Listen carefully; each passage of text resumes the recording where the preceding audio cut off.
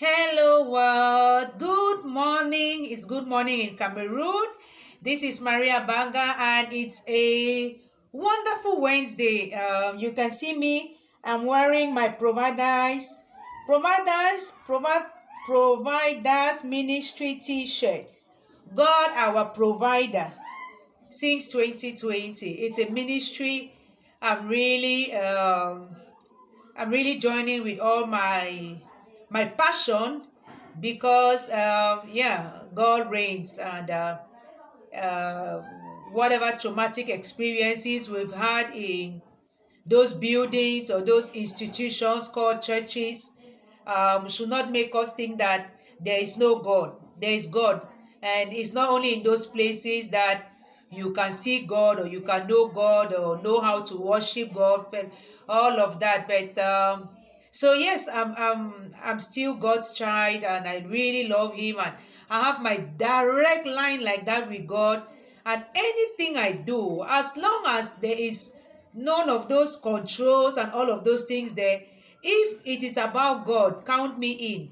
But if you want to bring me any gymnastic, any kind of spiritual blackmailing kind of thing and traumatize me here, only the way I am now as compared to the way I was last year, no.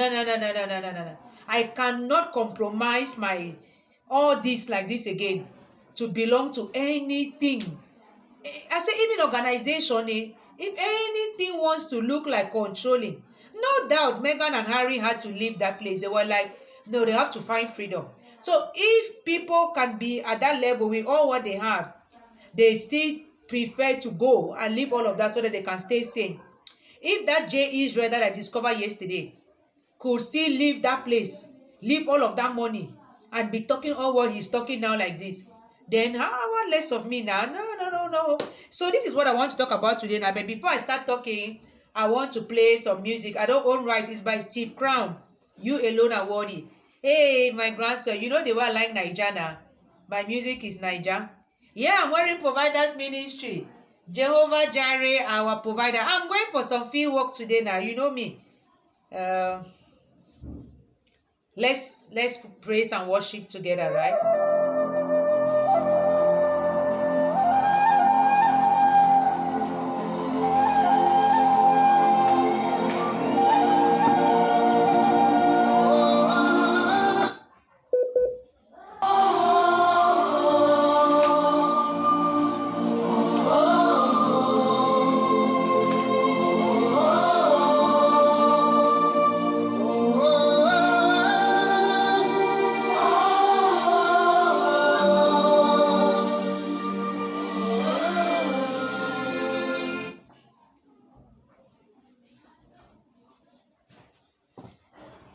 Let's start again.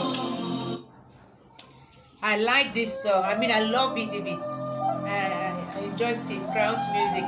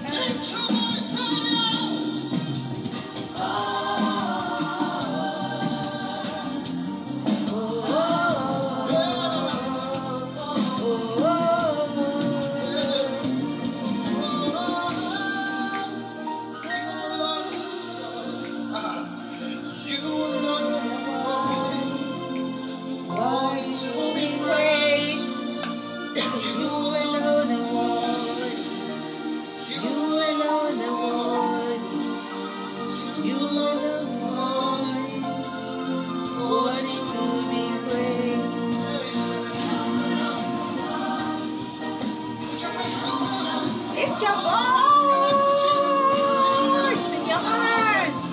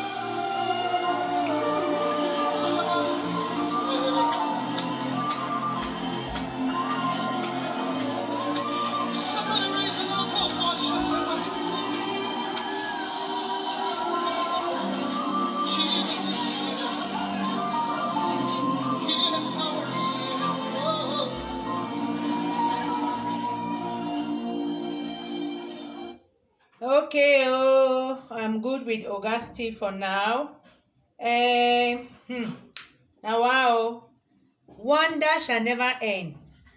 When, I just talk and go bed. I had this assignment and I talked with one of my big sisters, and God was like, you have to tell men of God and you have to tell people. And I was like, well, why me now? So I've talked about that before, and I just thought that, okay, I've done 1 or 2 live videos, that's enough. But yesterday again, he's like, have you stopped? Have you finished already? I was like, no. And then I just looked at my phone and I saw a live video or a video update, something by Nana Nation. She's like maybe the only Cameroonian blogger that I watch on YouTube, because at least she's not insulting somebody. She's not, I can learn something from it. I like it, so I watch that one. So when I see any video update, if I have time, I'll go and watch it. Nana Natalie, so her channel is called Nana Nation, something like that. So it was about J. Israel having a daughter. I'm like, who is J. Israel? Me, I don't know the man. I did not know him until that yesterday. I don't watch those things on YouTube. I don't, when you leave a place, you don't even want to relate. You don't want nothing to remind you. You don't want to, because you know that kind of place. And it's just my 5 months experience. I can tell you some things. Imagine somebody who has been there for years, or who has been in the inside quarter. Because in church, there are different categories even. There's front row, there's middle row, there's back row, there is Paul on a armor bearer, there is usher, there is all of those things. And when I want to get involved in something, it's not even like from the day one I choose.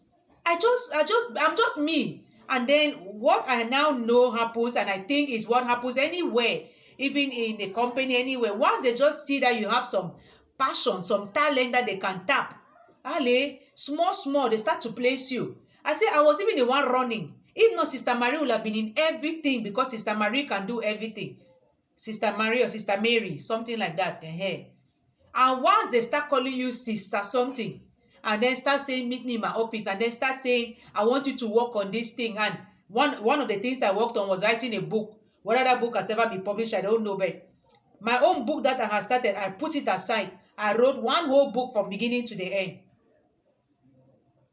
And even though I kept thinking this is not fair, but I just kept writing that book. Hey, look, you can be traumatized in 1 week. You can be traumatized in 5 years. And then you can take that trauma of 1 week, you can take 10 years to heal from that trauma. That trauma of 10 years, you can take forever to heal from it. Or you don't ever heal from it, and so you just stay in there.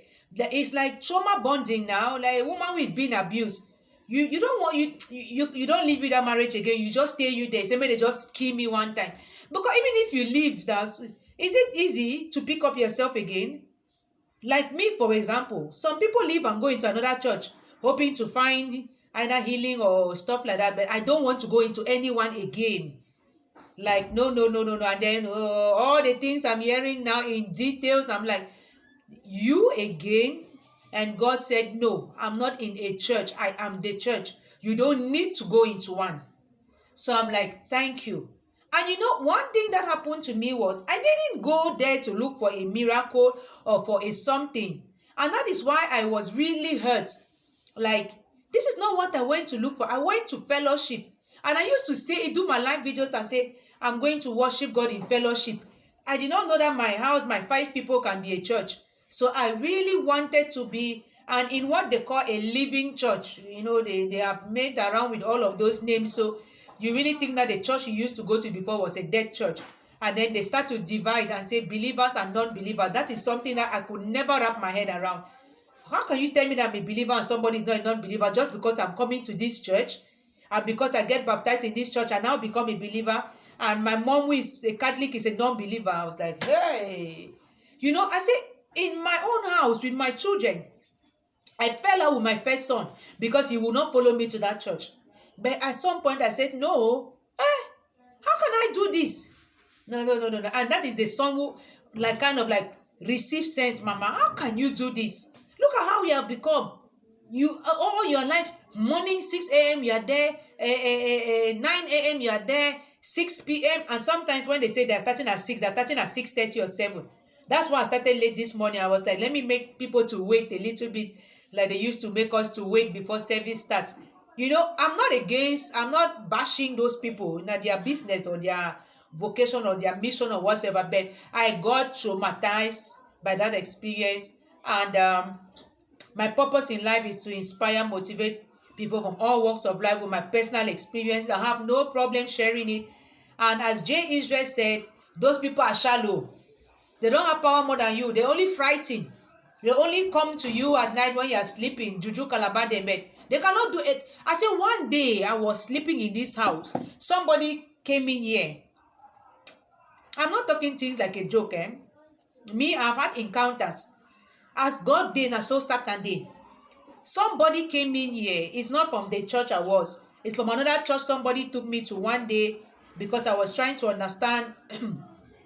You know how they convince you, oh, my church, oh, la, la, la. And then I had a friend who had some problems and everything, and she was saying, no, if you just bring him to this church.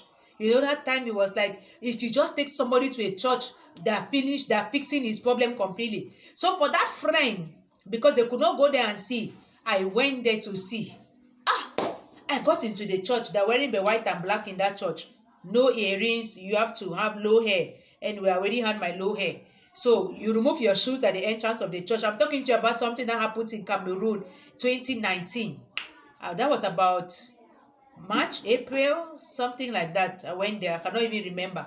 Man, Olumba, I'm not sure. I've never entered there, but I'm not sure that you remove your shoes. You sit but on the floor. You wash your hands and your legs, but I did not wash. You know me, they were strong-headed. I was like, I don't want to wash my hands and stuff. You people sit on the floor. There's no altar, there's no nothing. That one, Mexican house. You sit around like this in a circle on the floor. The man is sitting at the head there. Whether he's saying that word to, he has his people near him. Okay, when you come as a new member, you sit with him for like 5 minutes, 10 minutes in some small corner there in that compound. He has only the New Testament. He says that it's only the New Testament that it was Jesus' work and all of those things. There's the whole doctrine, so nothing to do with the Old Testament. Okay, whether he's showing me what about which passages that justify what. I was like, I just want to see what the person told me I can see for this friend. So all this long thing, I don't want to become your member. But I could not tell him that directly. I did not want to be offensive. You know, one thing that happens in church is this, they break you down or they make you just understand that it's your father now. So you cannot disrespect your father. You don't talk to your father anyhow. You don't tell him how you feel. So I just kept me quiet. But I already knew that this is not my thing now. Where am I? Who sent you here? It's around Hôpital General there. Bedi, you climb here and go. Oh my God. So I sat there on that floor. They were doing whatever. Then it was time for communion. Whether they were having the work for communion and the drink, then it was like everybody must get up and go and stand there and take and come round. That woman was sitting near me. Even when they were singing, do whatever, I was not participating. She already knew that I am not in this thing. And she knows me. I'm this my tempered person, so she did not want me to break to lash out there, but at the same time she wanted me to at least just conform. But I told her, no, I cannot go and take that thing now. I'm going to take what? So she said, okay, well, just get up and go around and come back and sit down. I got up, I went, I did not even reach in front of the man who was holding. One person there, one person there. As soon as the person in front of me was receiving, I just turned around and came. So they already just saw me. I knew that, hey, this one will handle. The same thing too. Time for offering. You still have to get up and go. There's not like people walk around with this thing. And then at the end, before they even finish final blessing and everything, I just got up, wore my sandals, went, and that was it. She never asked me what happened. I never asked her what was all of that about. But that night, that Sunday night, I slept on my bed. That man appeared here like this, or it's a dream, or it's what to bed. I really opened my eyes and I saw, and I was like, Jesus, God, my goodness. I was, when I look, one day I had a babysitter. She was from womb. She manifested. My daughter Malika can tell you people, she was in my house that day. I said they left the room to go and sleep in another room. That child was manifesting, vomiting, all of those things. They came and got me up. My baby David was just a few months old. It was like midnight or something. I said, who can I call now? What can I do? No, you have to pray. I was there. My husband was snoring. That's your business. I first told you, those are your people. So go and manage. I went there. Prayed from that midnight to about 4 a.m. My landlady came with peace plan. I was exhausted. My landlady whipped us. She said that she cannot do me any harm because I've been so nice to her, but they're telling her to kill my baby. They're telling her to come back, everything. 2 days after, I sent her back. Even a priest came to my house. I called a priest that Saturday morning. He came. He just looked at her like that. He said, send her back. This is not good for you. But me, I wanted to be a little bit strong-headed. I said, I cannot just be sending her back without talking to somebody or asking for another person. But Saturday night, another cinema. Hey, Sunday, I went to church. I prayed. I cried. I said, God, I beg, let Monday just reach. I'm sending her now to where? I don't even have money here in the house. So it was Monday morning now that I just went, got some money, came. Ale, called one person or say, if you know anybody, bye. So I have had those encounters, but I did not know that going into a church, the one that they will call living church, will be where I would. You saw a picture I put on Facebook today, August 27, the day I was leaving that church. I came back to this house. Maybe it was a week that I cannot remember. I had bought some things. I came back. It was like I was mad. This is the dress here. I still have it. I said, I'm not giving this dress out at all. I started scratching the whole place, my hair, everything. I was like, hey, this is money coming in. My goodness. And then I started to cry and I started to pray and I was like, Father, but you think that I stopped? No, I went on the Sunday because that was like a Wednesday. And then the preaching that they just convinced me, this is not for you. I had even been asking God and I had been fasting also. So he said, yes, I just wanted you to come and see, have first-hand experience. And then you can leave. So that when you're talking to people, you can tell them. So now what I want to say is that it is possible to leave those places and then move on by grace. The thing is, sometimes when people leave, they are so bitter that they just shut God out completely, and then that's why you hear people leave and then they go wide, like 100 times wider. You say, if I did not see God there, look at me trouble, let me go on. Now one life now, whether I'm worshiping God, I'm worshiping Mimbo, we'll all die. Or you leave, you spend your time bashing those people and then you open your own church, or you leave and you just go, you completely silent, you're not talking. And that's why some people would do that. And yet after 13 years, like one woman, I heard her own yesterday, you are still not living. So you have left that church, but the trauma is still with you. And that is why people should be allowed to talk, because you cannot say, why are they talking now? It's like the scales can come off at any time. The urge to talk can come at any time. Not everybody deals with trauma the same way. We all have different, what they used to call in one of those churches, grace. The grace. Oh my goodness. Woo. We all have different, like they say, you have different talents, different fortitude, different resilience, different tolerance level, different ways of everything. So what were my traumatic experiences in that church? First of all, I once went to I went to Christ Embassy for a month and some days when I was in Cameroon during one of those my mental periods. That was in 2011, like June, July or something like that. I said I was walking on foot to go to Christ Embassy. I had only one pair of shoes. Nobody could understand what was going on with me again. Oh, they were at that place in Bonaberry there, Foku, on that building there. Some days I will go there, I will finish, I will go into another one. I went opposite the road, Faith Bible, in short, all those ones, and Sierra Road, whichever one, I will just enter and sit there. But the one that I really went to consistently for 1 month was Christ Embassy. So, before I went to the one in that Bonaberry, I went to the one in Aqua. There was a house there. I think that house, whether it was where MTN is, just down the road straight like that, there was a house there. That's where Christ Embassy was. I don't know if they're still there. So I went there. That is where whatever is impartation or is baptism, or no, I don't think it was baptism, but it was just something like that, because they said those who want to give their life and everything should come forward. So I went forward, and it was a woman pastor. She said it, put her hand on my head. I fell down. Blah, blah, blah. So that falling down thing is real. But the thing is that what is making you fall down? Now I know, and I can tell for sure, because I have fallen down several times, and it's not normal. And then it is like something, even if they don't put hands on you. I said one day the church was like, but what is it now? Am I the only one in this church who should be? I said, is it cinema? What is all this? Why me? So I said, I will go and sit right behind there. I will not go in front today. I will not even let him pass near me. Nothing. I will see if I will fall. God, whether I sat and punished or whatever happened, at some point I just lifted my head.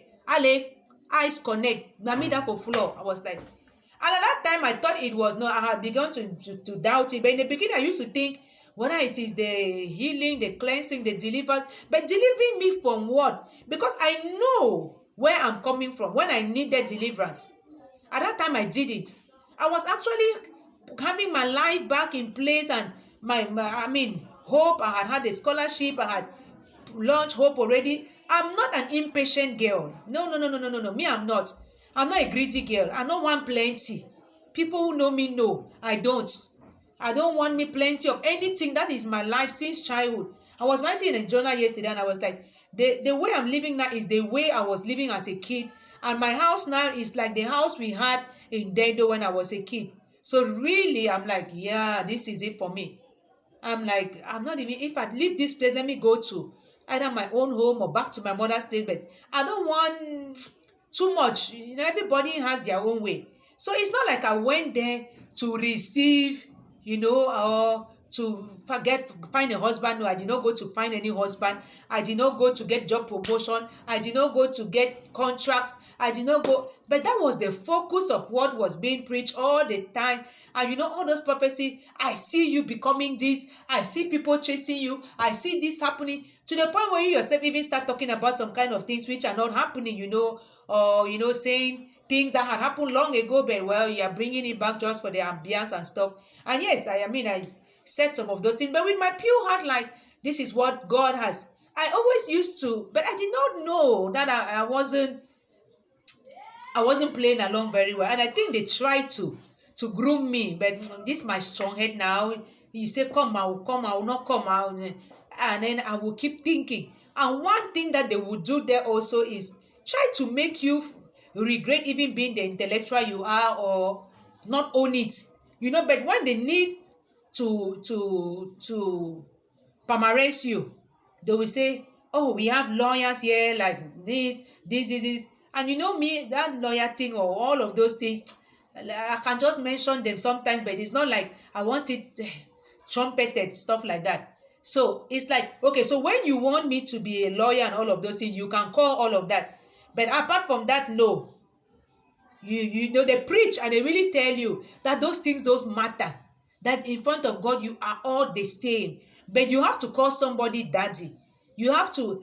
I started calling him daddy even before it was even like, well, not, because I just wanted him to know that me, I am not a dateable girl. I beg you, I'm coming here, I am the way I am, but don't even try. Look, I was in the same school with your wife, the same class even, although she was science and arts. So I beg, I'm not, because I heard stories even when I was in Christ Embassy. You know, me when I go somewhere now, people just, I'm magnetic. This is me from childhood. I'm this kind of person. So people come. If I not drive people themselves on Facebook, people will be coming and telling me, but I'm like, I don't get close to people because I don't want people to be telling me things about themselves or about people. I don't want, unless it's for healing. If you want my kind of help, don't tell me nothing about you or about any person. I'll say, no, talk to God. Unless it's really a problem you want me to help you out with, or you're in an abusive relationship, those apart from that, nada. So I would hear, because I was living with one of my aunts when I started going to that Christ Embassy. She's even the one who took me there. She was there. So she's the one, she and her friends will be talking there in the parlor. And so I'll be sitting there watching Love World, reading Rhapsody, but I'll be hearing what they're saying. So they themselves will be talking about what they themselves are doing, which pastor they're going now with. Oh, but at that time I was like, oh, this is pure madness now. Can you be going to church and then you are going out with the pastor and stuff? But today I have come to realize that they need you for their sacrifice. They need to tap something from you. And once they put you under that their anointing or mantle or something, you are hooked. So it is even difficult. You want to even take yourself out. If you are not connected to God, that kind of strong head way that some of us are connected now, and they will blow you up very fast. Once they crack you, you have become chinda. You'll be very happy to give up every other thing and be whether it's armor bearer or a choir mistress or something. You think that Barbara girl like that, she was really still in her senses when she was, look even at that last video of that Sunday, just look at her face. Look at how defeated she was, how demoralized, how subdued, how traumatized. No. And if those people are growing and are saying church implantation, church growth, all of that, they know that on their own they cannot do it, and they know that people are tired. But the thing is, when they go and get those powers from Sangoman, from wherever, then, well, it will grow, and then they have to feed the powers. And as I was discussing yesterday with somebody, she was telling me, well, the devil doesn't show you everything from the beginning. So he baits you, maybe with some small something. Like one pastor who even did his own, you can go and watch now, Solomon's Temple or whatever. One pastor came there, and I had watched that pastor last year when he was doing his thing himself, and then this time he went on Solomon's Temple. So he said he did not know that after his first trip to Nigeria, to some certain place that I watched something, and they said whether it's Prophet whoever, TB Joshua, whatever, somebody had also gone there. They go there, many of them. So he said when he went there the first time, he did not know that he will have to continue doing it. So he went there, it was not enough. After a while, he himself, the growth, he was excited. They moved from a tent to a house, he bought the cars and this and that. But then there was a meeting and he had to. So he went to Congo this time around. And after a while, Congo power was not enough, and he went to whether it's Zimbabwe or wherever. Sometimes you watch those things or you listen to them, you are wondering whether you sleep that night. So I don't know whether anybody around here has gone to any of those places, but what I know is that there's an atmosphere, and maybe that is why before they come, the praise and the worship and all of that, but it might be good for people who just want to go and fellowship in that kind of atmosphere and everything. It becomes traumatic when you are targeted for whatever reason, either because, well, maybe they need your blood, maybe they need your talent, they need your, I'm a writer and everything, so They need your writing skills and can organize. They need all of that and stuff. And they start to bring you closer. And you yourself, you start feeling like, yeah, I really am part of this whole thing. I mean, I even said my house was open to do sale. Fortunately, they never took me on that offer. Hey, I'll have been hosting what in my house like that. The program that I even said, domestic violence program, let's start a women's program. That one did not even go one step further. But, so they do that. You come closer.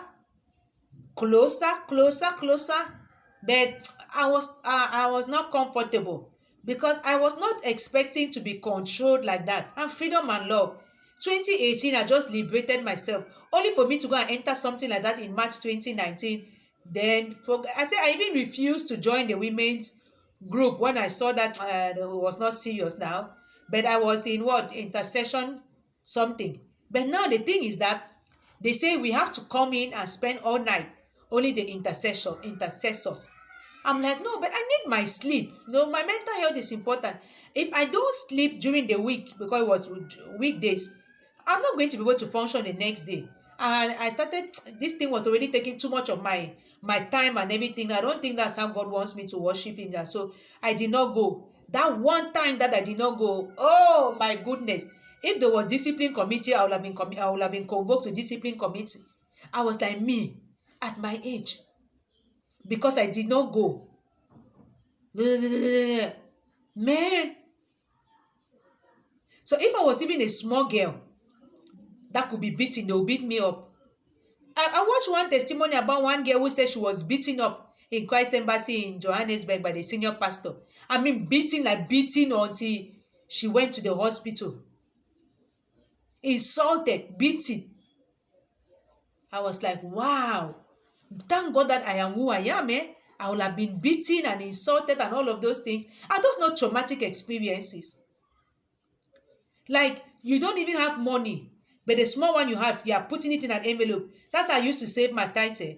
I'll put an envelope. I'll start putting each week. I'm putting because I want to be able to give. I'd already calculated 10% of what I think I'll have this month.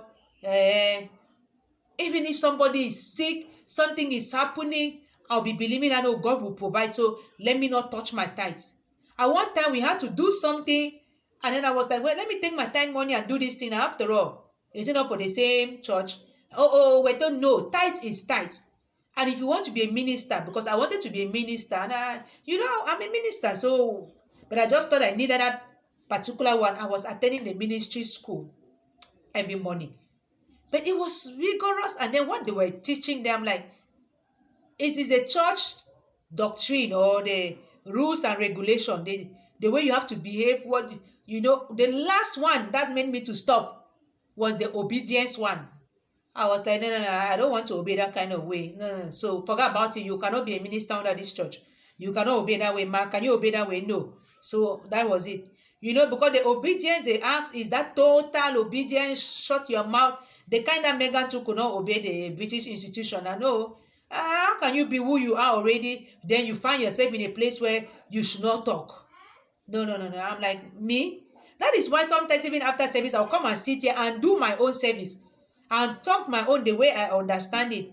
It was not necessarily to advertise their thing. It was to be like, this is what I want to keep in my head. And this is what I think should have been said or the way I want it. So after a while, I was like, you don't need them. You don't need that. So I started to say, God, I don't need this thing now. Let me go. So he was like, no, just wait. Okay, join in that fasting, but I will tell you why you are fasting. So, I mean, all those things, I record them, I talk about them. But it makes sense in hindsight. It makes sense. So what am I saying? I'm saying that if you have been traumatized, you can move on. This is me today. 1 year later. If I stand on the scale today, I mean, I don't even need to stand on a scale. The pictures speak for themselves. So it's possible.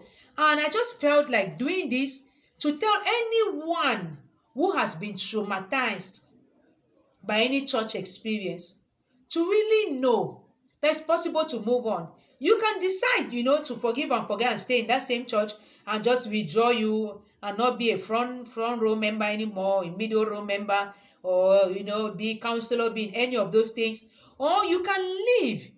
God is not in a church.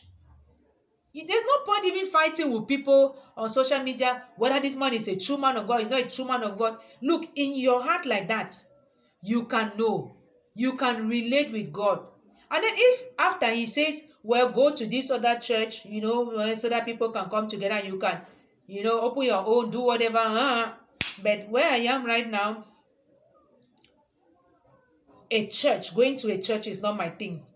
That's even if I know somebody who has a church. I mean, no, until I'm like, you're a fine man, I will not go to his church. So anybody wants to, that's why I say, men of God, don't come near me. Although some still keep coming. I'm like, are you coming to look for ritual material or what? Don't come near me. They come, oh no, I want to be inspired by you. And I say, okay, continue. But don't ever think I will let you touch me, put hand on my head, make all those incantations of blah, blah, blah, blah, talk in tongues. I don't want any of those things around me. And I'm not going back to the Catholic Church also, because that one, he own another level. So there's nothing like anyone is the best, or I'm not fighting anyone. I am not. I don't want to belong to any denomination. I don't want nothing. Me and my God, like that, straight. So as long as God is involved, as long as love of neighbor is involved, I'm good. But if I need to be a Christian to work with you, forget about it. I'm not a Christian. If I need to be a whatever, Jehovah Witness, anything to work with you, forget about it. I am not that. But if it is about God, okay, we can talk. Even if you are not even talking about God, you're an atheist now. I've dated an atheist now. They don't talk about God, but no problem. As long as I see you respecting me as a human being, you are not hurting another person, you are not bad-mouthing people, you are not all of those things, good. So I don't know, my big sister Veronica, maybe she has gone to sleep, or it's night time there. She said she wanted to join me. Do you really want to join me? Because me, I finished talking my own like this. Don't be afraid. Don't be afraid. They are not God, so they cannot scare you. Where is it? Bring her. Are you sleeping? I don't know. No answer. Okay, she must have gone to sleep. Okay, well, maybe she'll do her own later and everything. I really want to thank her. She has this ministry. She helped to raise funds for a project of mine, but before that, we went to university together, so it's somebody I've known like that. You know me the way I know my people, just like that. And I also know that she had her own kind of experience with church and everything. I don't know the details, but I'm so grateful that she did not let that break her down, and she started this ministry, and they're helping a lot of people. There's this guy who had this growth, and he's been operated upon. So I was monitoring and stuff. So I want to go to the hospital today and see this guy. So that's why I said that it's going to Bible school. Is the only thing you can do after Bible school is opening a church. And some people gave different answers. And now I realize that the plain answer is no. Opening a church is not the only thing you can do as a Christian or as a God-fearing person or as a pastor and stuff. You see, many people are doing many things now all over the place. So you too, you can start doing anything. There's a lot of work to do. I really understand now why that part in the Bible says that the harvest is plenty and the laborers are few. So it's not about the preaching, it's about the practicing, it's about the showing God's love and all of those things. And I'm just happy that I'm not J. Israel. So it's not like people will come after me and threaten me with knife and all of those things. But man, there's so much crazy going on out there. Everywhere. No country is exempt. America, South Africa, Kenya, Cameroon, wherever. Somebody just said that a pastor impregnated her. Ayo, at least me, I willingly let myself be impregnated by a seminarian. Now, wow, man, but God, back in those days, I was really off the radar. Today, no. There's nothing like that anymore. I'm so clean, so proud of the woman I am to let anybody toast me around anyhow. No way. And the best thing is stay close to God. Because look, the devil just looks for a foothold. If it's just that you have some small appetite for anything, money, sex, clothes, fame, anything, that is the thing he's going to use. That's why I'm so detached from all of these things. All. I don't want him to use any of those things. Anything, I wear them. Anybody just I want, take. Anything. Chastity, I said, no, I will not die. Hair, I don't want. This is anything. These ones, all of this for me is nada, nothing.